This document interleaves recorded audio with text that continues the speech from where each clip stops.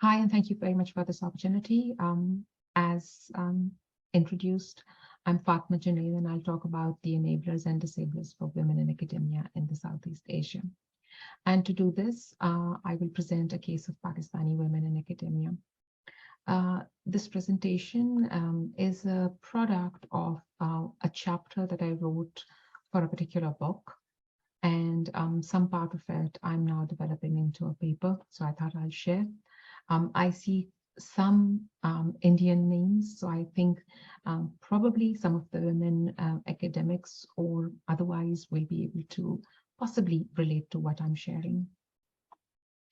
The first thing to start with is that when I was asked, invited to write a chapter on women academics in Pakistan, I very quickly realized that in Pakistani or in the Southeast Asian culture, work culture plays a big role, but a bigger role is actually the culture which is outside of the organization.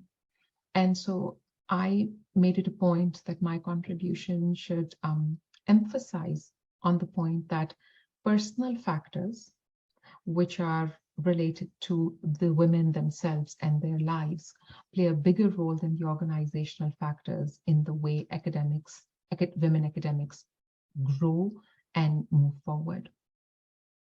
And so that term of personal factors has been consciously used to present how culture dictates our lives and how over the period of time we internalize that value system, that patriarchal value system in which we grow, which binds us in the way we work in academia and outside.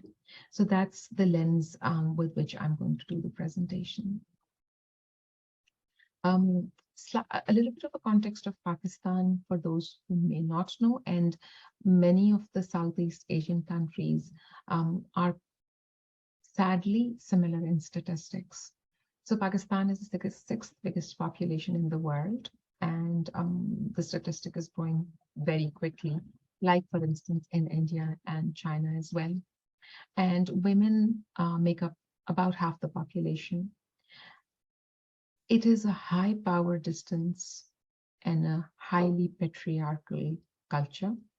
And perhaps one of the things that maybe that is different from, say, other Southeast Asian context is that 98% of the population is Muslim. Having said that, 74% of the women work in the informal economy, which means that they have no formal contracts, no real legal rights, no union memberships. Pakistan also sadly scores really low on the indices such as inclusion, security for women, and discriminatory norms. Discriminatory norms are a woman treated really harshly and abused for very small mistakes because she's a woman. And parda is a term which is like veil, which is very important in the culture. So modesty, honor are very important in the culture, and dishonor can bring really huge consequences. Statistically, it's one of the 5th worst countries or most dangerous places to be a woman. And it's 153rd in terms of the global gender gap. What defines a good woman is very important, because before we go on to talking about academia, it's important to understand how a good woman or what is a good woman culturally. Considering the Southeast Asian culture, there is another layer of the so-called religious value system, collectively which lead women to stay within 4 walls. And it is considered to be something for their own benefit. So a good woman will spend most of her time at home, giving birth, and perhaps not even attaining a lot of education, especially if it's mixed gender, and her work opportunities are almost nil unless she needs to. So that would be a good woman, someone who's really not career oriented. Now, women at work and women in teaching is something that I will talk next. So many women join academia, but they find it difficult to navigate those spaces because the colleagues are men, the leadership is men, and most of the students are also men. And those men come from the same patriarchal society. So it is really difficult for women to develop their legitimacy as members of staff and effective members of staff.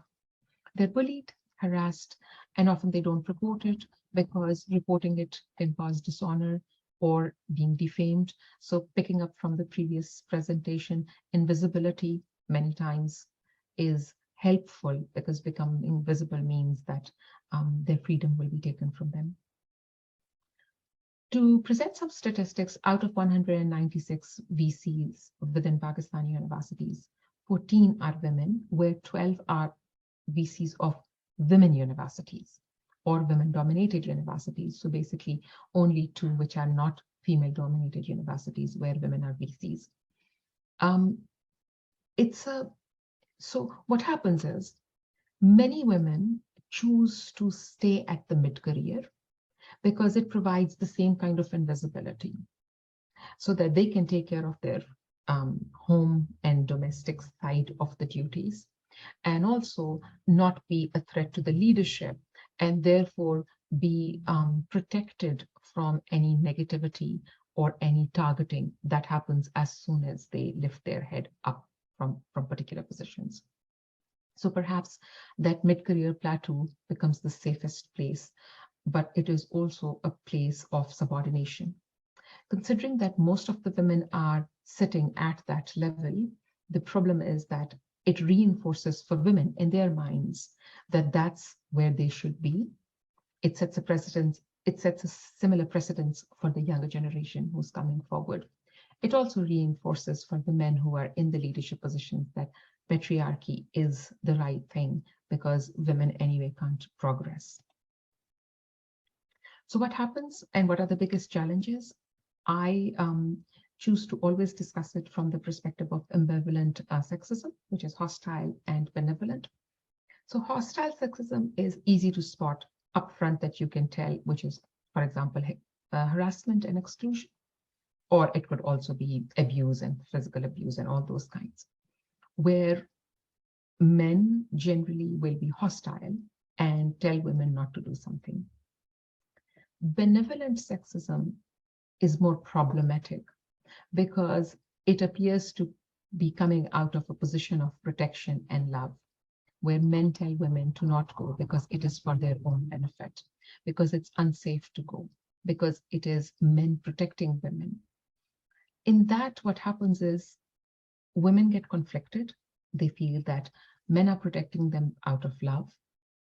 At the same time, they lose agency. They're helpless. And I use Judith Butler's lens of gender performance, which means that women perform their gender based on the rules, the guidelines, and the limits that are set by society. And really, I think what I'm presenting resonates with just what I heard from Ruchi, that, as long as they're invisible, as long as they are doing things and under no one's radar, then that's fine. But as soon as it becomes visible and they're in leadership positions, it starts becoming problematic. Aside from that, the challenges that women face in academia is that marriage is universal. So as soon as they get married, the expectation is that either they will quit, they will work less, or they will let the man of the house lead, which also means that they have to slow down their progress. There is a very strong stigma attached to careerism for women. So it is considered selfish. From a religious perspective, it is considered to be not obedient to men, which is also not considered very good. The other bigger problem that women face is in Pakistan is that living alone, and even like 2 girls or 2 women together, is considered to be not safe. With the not safe for their reputation and for their extended family, not necessarily actually physically unsafe, but it is so dominant that most of the women choose to live in, to quit their jobs or to survive in whatever circumstances rather than choosing to live alone. Some other logistic type issues for women is late travel, late sitting, mixing with men, all are very big problems for women. There is a real dearth of daycares in Pakistan for working women. So if they have children, the problem is if you leave the child, you are stigmatized. But also, where do you leave the child? There aren't properly certified places where you could leave them. And the ones that are available are very, very expensive or very westernized or very radically, fundamentally sort of religious. So they're all extremes, which often women who are starting their career or who are at early career stages find it very difficult to opt for. But coming back to the benevolent sexism, what has happened over the period of centuries is that women have internalized this sense of men are right and women have to be protected. If they are not protected, other men will attack them. Their bodies are like property. And so if they are not covered and veiled and inside, then perhaps it is the right of the person who's outside to touch or harass them. This has been so strongly internalized as a value system that women have been discouraging women to progress. The other side that I found out why women were discouraging women was that some of the women who have progressed have realized that they have gone through a lot and they have paid a huge price or cost for their progress, which they don't think is worth the progress that they've made. So they also discourage other women from the progress. That leads to a very broken identity where women constantly, especially in academia, feel like they're competent, but also feel like they're doing something wrong. They're blamed and they internalize that blame. And either they become quiet or they become advocates of the sexist view. Both the places are not good places to be. I wouldn't want to wrap up the presentation on such a sad note. I did inquire about what enabled women in whatever progress they made. And some of the things that came forward was support from immediate family. If the man in the house supported the woman could progress. Pride in teaching students. Some of the women expressed that as they taught male students, and in future when they met them, when those male students were at different places in their careers, it brought an indirect kind of respect and repute for these women. The resilience of surviving in highly patriarchal society. Foreign education, because many of the women were able to shed that classical sexist view when they went abroad and saw or experienced alternative work environments.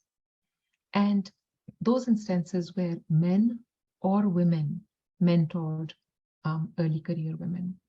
These were some of the factors which are and which have been enabling for women to progress. As I reached to the end of my work, I realized that perhaps what I was saying for academia is also true for many other spheres of life and professions, because the nexus of work and home life in cultures like highly patriarchal or religious cultures like where I did my work really blur the line, where organization is just an offspring in terms of value systems of the overall culture. And therefore, women have to deal with the broader culture and bigger problems of internalization of this broken identity and the rightfulness of benevolent sexism. With that, thank you very much.